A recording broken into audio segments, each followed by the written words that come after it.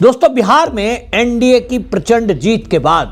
पूरे देश की राजनीति में खलबली मची हुई है। सबको एक बात बिल्कुल साफ हो गई है कि जिस दल के साथ मोदी है, या यूं कहें जो दल मोदी के साथ हैं यानी बीजेपी के साथ हैं, एनडीए के हिस्सा हैं, उनकी बल्ले बल्ले है, उनको कोई हराने वाला नहीं है। और केंद्र की सरकार में उनको उचित सम्मान, उचित स्थान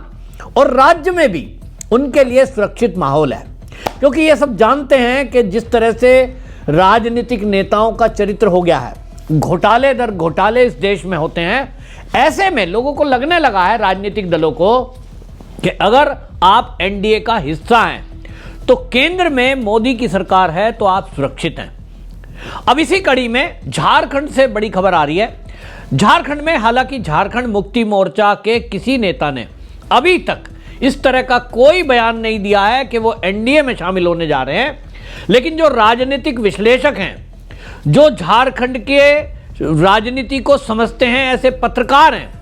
उन्होंने इसकी चर्चा तेज कर दी है कि बिहार में जिस तरह से चुनाव हुआ, झारखंड मुक्ति मोर्चा पहले 6 अपने प्रत्याशियों को उतार देता है और यह तय करता है, क्योंकि उसको जो सीट मांगी गई थी उसके द्वारा उनको महागठबंधन ने उन सीटों को नहीं दिया। इसके लिए सीधे सीधे राहुल गांधी और तेजस्वी यादव जिम्मेदार है। तब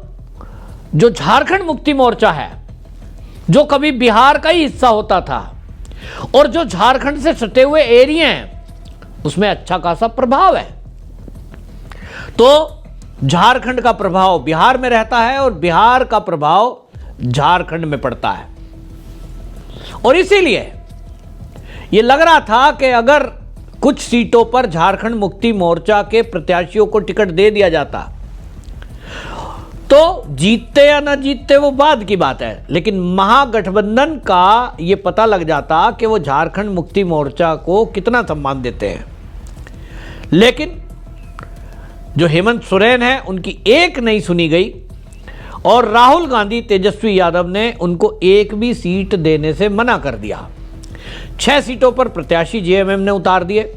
लेकिन उसके बाद उन पर दबाव बनाया गया कि आप इन प्रत्याशियों को वापस लो और हम जो है ये महागठबंधन के जो प्रत्याशी हैं यानी कांग्रेस और आरजेडी, इसी के लोगों को इस सीटों पर उतारेंगे।